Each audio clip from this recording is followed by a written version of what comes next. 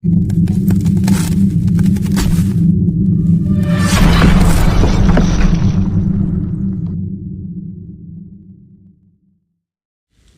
ini merupakan lanjutan kisah saat Garuda menemui Aruna dan mendapatkan restunya. Saat itu di bumi cuaca menjadi buruk dan memadamkan lampu-lampu Ranggoli.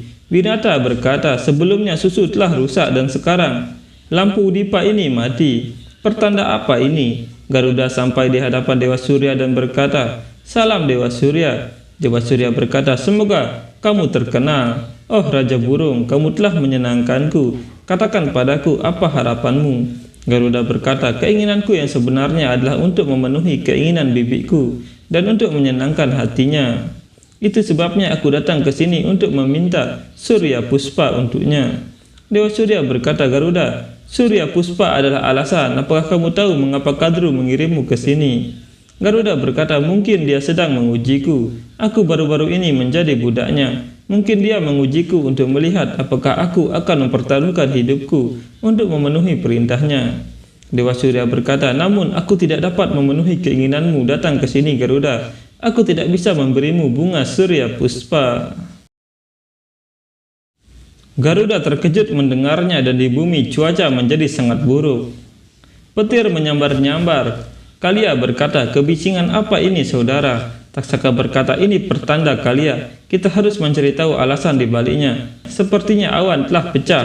Mari kita pergi dan menyelidiki. Winata melihat ke atas dan Kalia berkata, apa yang terjadi bibi? Tiba-tiba satu persatu bangkai ular jatuh dari langit dan Taksaka berkata, mereka adalah saudara-saudara kita. Mengapa mereka jatuh dan di mana Garuda? Kalia berkata, saudaraku, aku rasa saat mendekati tempat tinggal Dewa Surya, suhu pasti meningkat. Dan saudara-saudara kita memutuskan untuk kembali ke bumi. Mereka semua terkejut melihat para ular jatuh dalam keadaan tubuh yang hangus terbakar. Di Suryaloka, Dewa Surya berkata, seperti yang kamu ketahui, Dewi Sangya tidak tahan dengan panasku, dan dia marah padaku lalu pergi. Aku membuat bunga spesial ini untuk membuatnya bahagia. Sekarang sebagai lambang cintaku, sekuntum bunga bermekaran untuk Dewi Sangya setiap hari. Jadi hanya dia yang berhak atas bunga itu. Kamu bisa mengambil bunga matahari, tapi hanya saat Dewi Sangya memberimu bunga itu. Tidak akan mudah mengambil bunga darinya. Tetapi jika kamu menggunakan otakmu dengan bijak, maka kamu akan menemukan solusinya. Dan ya, aku akan memberimu hadiah. Ulurkan tangan kananmu Garuda.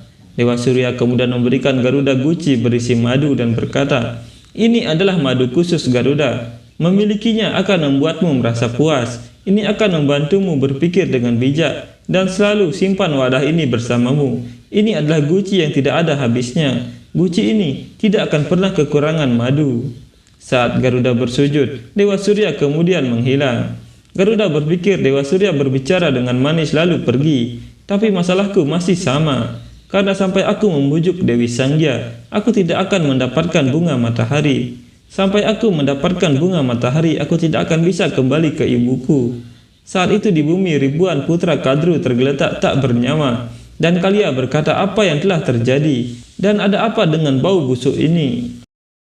Taksaka berkata, Kalia, ini bau kulit terbakar. Melihat semua saudaranya mati, Kalia dan Taksaka berlutut dan bersedih.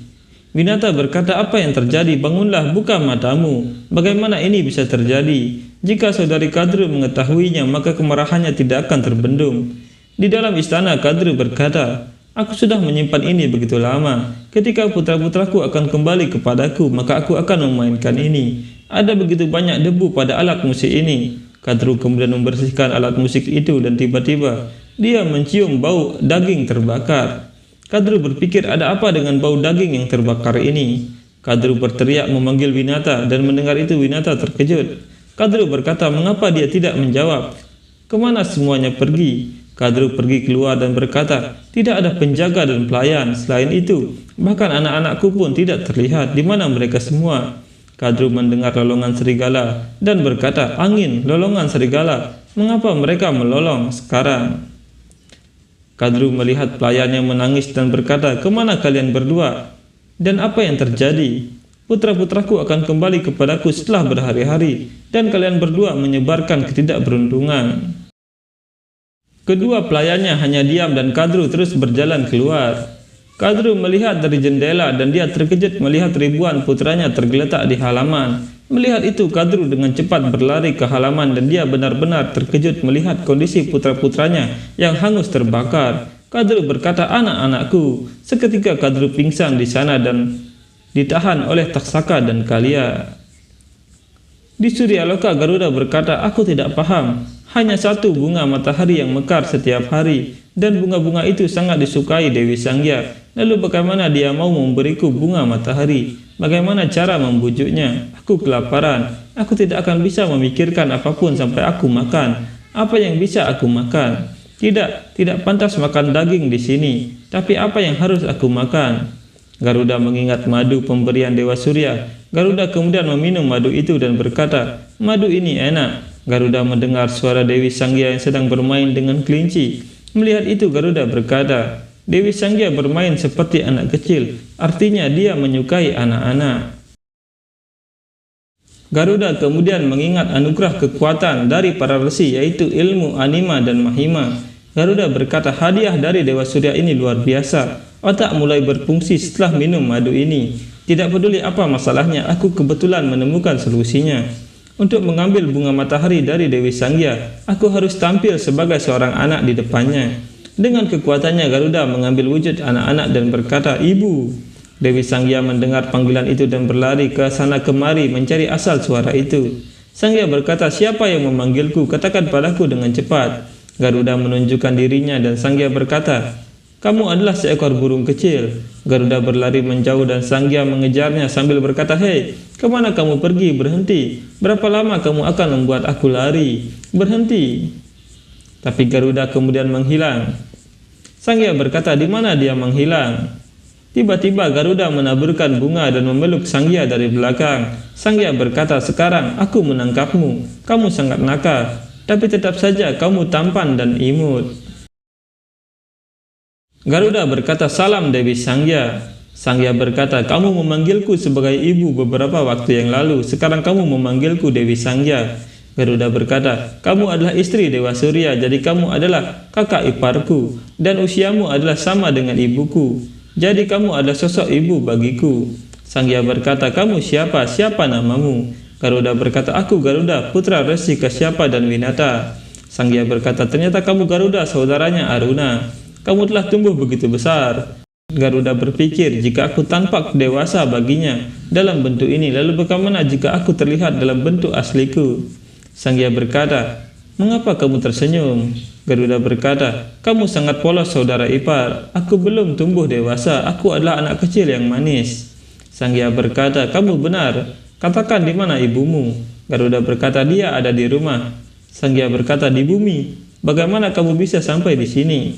Garuda berkata, "Aku terbang ke sini." Sangya terkejut dan berkata, "Kamu terbang ke sini dari bumi dan kamu tidak merasa lelah?